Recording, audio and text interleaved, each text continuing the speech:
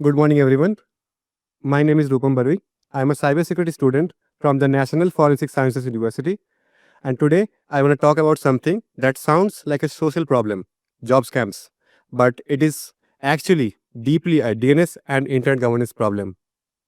This presentation is about how fake jobs offers are not just fraud, they are enabled by infrastructure, especially the DNS. Because when a young people get scammed online, the attacker did not start with a phone call. They started with a domain. Let me start with a simple question. If I tell you to visit 192.0.43.7, would you know what this is? Anybody? Most people would not. But if I say ICANN.org, everybody understands. That's the difference between numbers and names is exactly why DNS exists. Now let's say if I mistype the last 7, this becomes INR.org. What this establishes is different IP address has different domain names, and you can land in a bad website which has some bad actors and you can get scammed. Humans remember names, computer uses IP address. DNS is the translation layer between human trust and machine routing. And ICANN's role is it's not content regulations and not policing websites. ICANN coordinates the global unique identifier system, especially the DNS root and top level domains, ensuring the internet resolves consistently everywhere. But here is the problem. If human trust names, then attacker will attack the naming system. Why DNS matters? We depend on names because IP addresses are unusable for humans, and DNS converts domain name into IP addresses and allow the internet to function at scale. However, DNS does not verify intent. It only verifies resolution. DNS tells you where you are going, not whether you should trust it. And the gap between resolution and trust is exactly where scams live. Let's see how DNS works. I'm going to go over this diagram. And when a device asks a resolver, the resolver asks the roots, the root points to the TLD name server, the TLD points to the authoritative name server, and you finally get the IP address. Technically, the DNS worked perfectly. Even if the website is malicious, DNS did not fail, the trust model failed. Now let me show you something. Can you find anything wrong in this image? Anybody?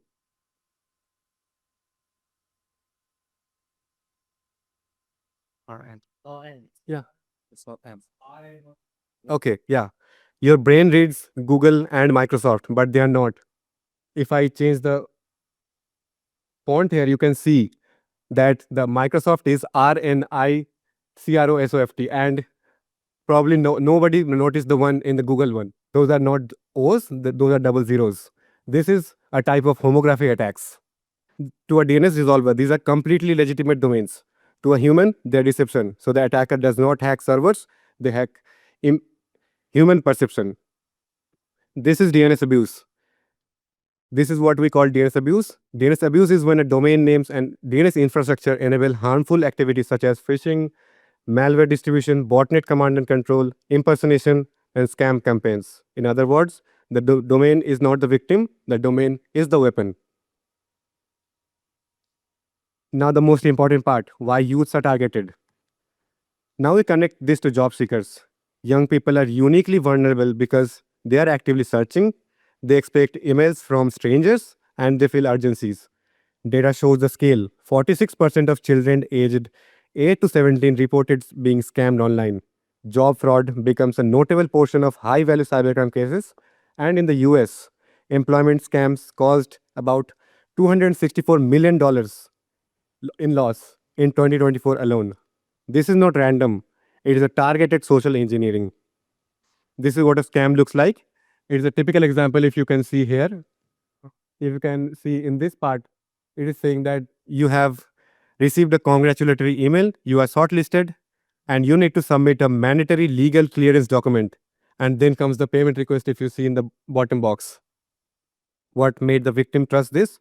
Not the email text, the domain name of the website and the email address. The scammer never needed to compromise a company, they only needed a convincing domain.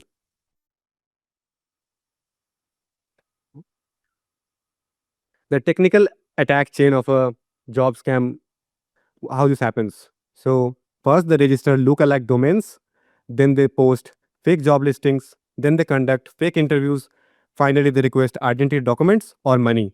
Many campaigns use hundreds of domains. Research shows most malicious job domains are newly registered. Now, DNS abuse, this is the infrastructure. You can see if you been involved in the DNS abuse in ecosystem, then you might remember this domain, Charlie Chaplin 7eont.space. This was used in a Red Bull job scam very recently.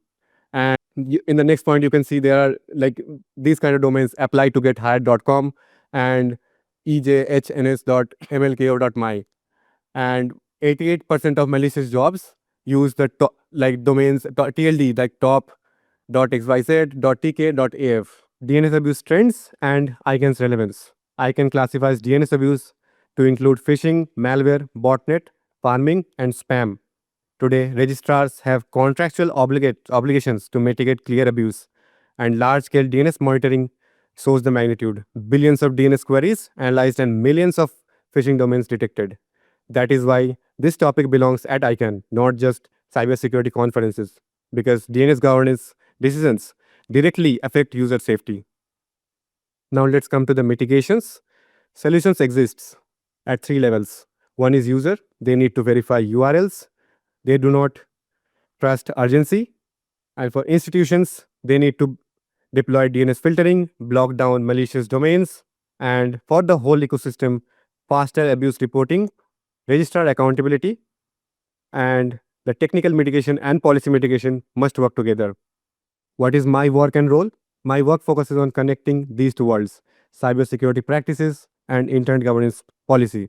I research DNS abuse, run awareness outreach, and contribute to youth discussion on security and trust. Because engineers alone cannot solve this, and policy alone cannot solve this. For conclusion, fake job scams are not just financial crime, they are trust exploitation via DNS. The attacker does not break encryption, the attacker registers a domain, so protecting users requires more than education. It requires coordination between registries, registrars, policymakers, and technical operators. NextGen participants are uniquely positioned to bridge the gap between infrastructure and public interest. Thank you for your presentation and thank you for your attention. If you want your references, you can scan the QR code. Thanks so much, Rupam. Perfectly punctual as well. If we have any questions in the room, I'll go ahead and take them now. Hi, John Levine. It's me again. Thank you. This was a very nice talk, and this kind of yeah, taking advantage of vulnerable people. Job seekers is just one category. In the U.S., we have people who, like, the government says you have an unpaid toll or an unpaid tax bill. The same thing. I'm just wondering. My experience with email is that people don't actually look at the return addresses very closely, and I'm wondering if you have looked at if the domain looked plausible as opposed to just some random string of characters. Does that make the fish any more effective? Thanks for the questions. So I'm a cybersecurity student, so I have to do these attacks in a legal way. So one thing we can do, take advantage of the font situation in most people's phones, most people's laptops, they use different fonts. And most of the times they're very standard. I show that the Microsoft domain and the Google one. So if the font is different, there is no way a person seeing that for the first time is going to notice. But lookalike domains, there is a few domains which look, if you read it out, your brain sees the actual original domain. And there are domains like icansupport.org. That might not be a real one, that might be a malicious one, and they usually have really similar web pages that are hosted on those domains. So this actually is very useful for attackers. Yeah, because on my phone, the mail program doesn't show the domain at all. So that's not all that useful. And also, just fun fact, Google with 2 zeros actually is Google. They own that domain defensively. Yeah, the thing is, like, the Google with 2 zeros, they own the domain, but for other websites, they might not. So that's the issue. Thank you. Okay, Taruna, go ahead, please. Taruna Kaur Bamra, NextGen for the record. Rupam, thank you for such a wonderful and clear presentation, especially the way you broke down how a single type or lookalike domain can lead to a real financial and emotional harm for students. And again, personally for you, as you've told about how your family got this into. So, based on your research, what is one simple practical habit or any recommendation you would recommend every young job seekers adopt tomorrow or today to protect themselves from fake jobs, from fake job domains and phishing emails? Thank you. Thanks for the question, Taruna. I actually have two different recommendations, maybe one for ICANN, one for users. I usually look at my emails though immediately after waking up. So I'm groggy at the time, and I think we should look at the domain at the first. And this is I think the most important one. And for ICANN, like in India, recently they made that banks will only use .bank domains and financial services will only use .financial. So I think domains like .jobs can be used only those domains which is highly regulated by maybe in the Indian government or like a regulatory body which can only host jobs. Thank you. Thank you so much, Rup. Wonderful presentation. I don't see it. Oh, yes, Nikesh, please. So I am Nikesh from Mauritius. So with universal acceptance, how are you going to prevent DNS abuse? Because even with user training, it's very difficult, right? As far as I know that if you register the IDN, so I think most registrars let you block at least 3 lookalike domains in different scripts. If you have something and the Greek alphabet alpha almost looks the same in most situations. So like they allow to block certain domains. And I think this blockage situation can be like the number can be increased, but I'm not sure actually like how technically you like going to stop DNS abuse. Okay, thank you.